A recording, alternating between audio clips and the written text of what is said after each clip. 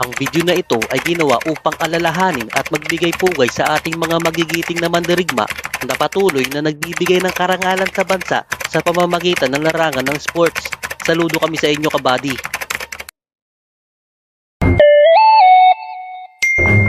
Ginagawa mo!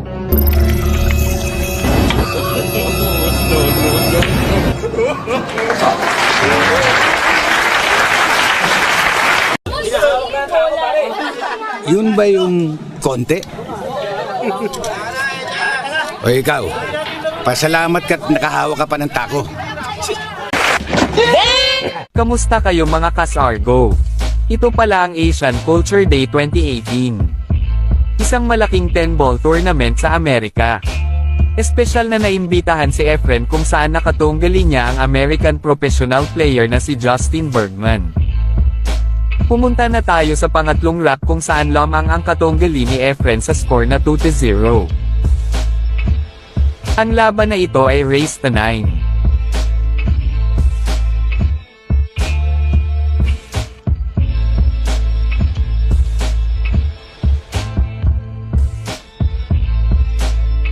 Kitang-kita na available ang 6-10 combination para tapusin ang laban sa rack na ito.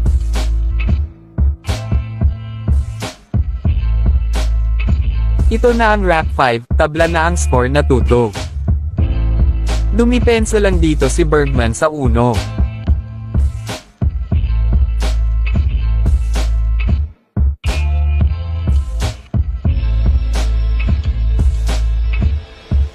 Sinubukan ni Efren ang kick safe play ngunit sumablay ito.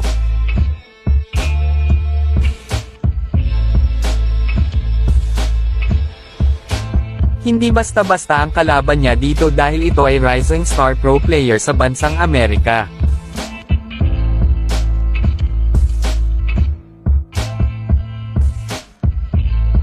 Dahil open na ang lamesa sa American player, madali niya lang ito natapos.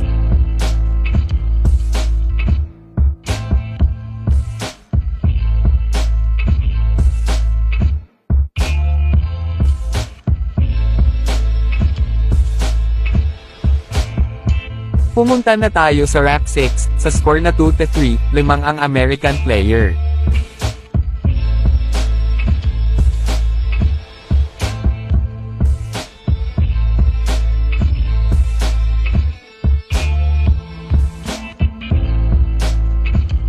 Sa di inaasahang pagkakataon sumablay sa simpleng tira si Bergman.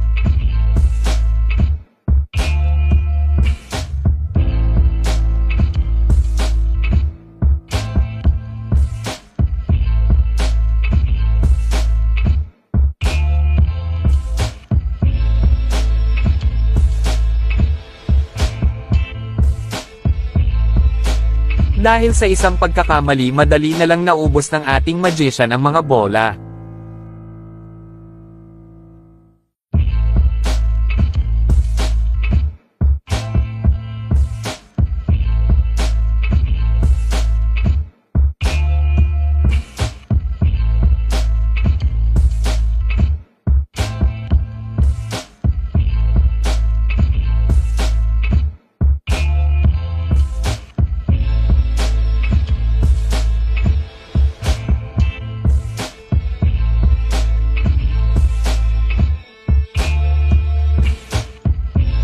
Pumunta na tayo sa rack 7, tabla na uli sa score na 3-3.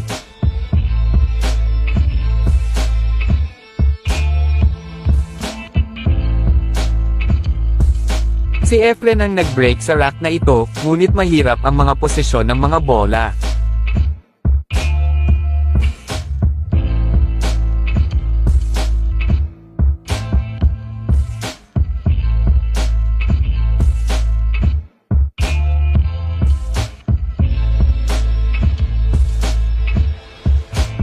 Napakagaling na shot ang pinakita ni Efren sa side pocket ngunit wala siyang preparasyon sa 4. Napakahirap na sitwasyon ngunit panoodin ang gagawin ng ating magician.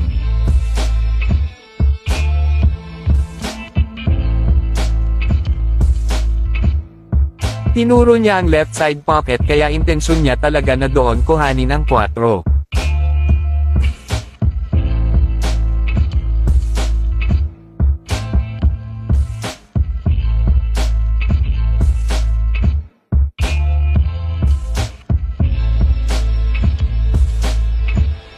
Grabe, napakalupit talaga ng ating magician, naging simple ang mahirap na tira.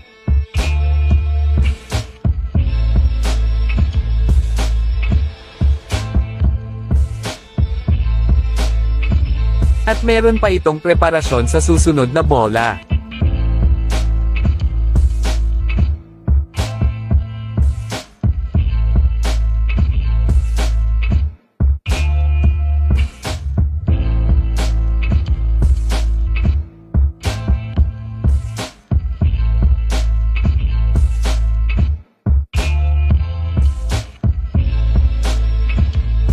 Dahil sa magic nito, na-open na ang lamesa at tinapos niya ang rack na ito.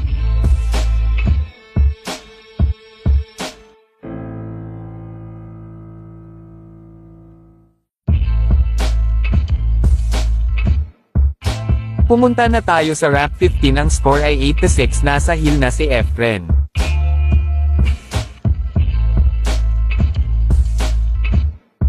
Napakagandang break ang pinakita ni Efren. Napasok niya ang uno at may preparasyon pa ito sa dos.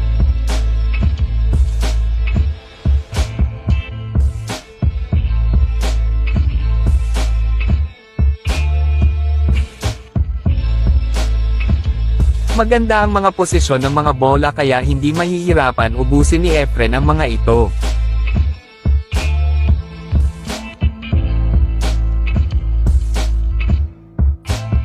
Iba din talaga ang galing ng ating magician, lalo na sa pag-control ng cue ball.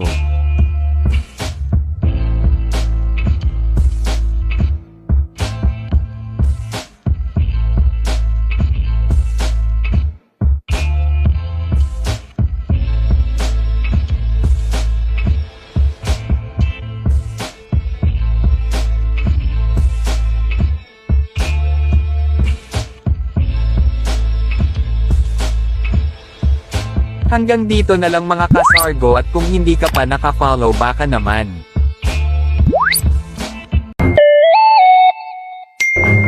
Ginagawa mo?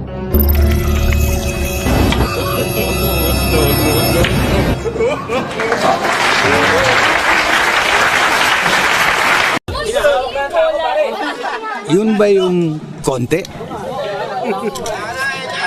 O ikaw, pasalamat ka't nakahawa ka pa ng tako.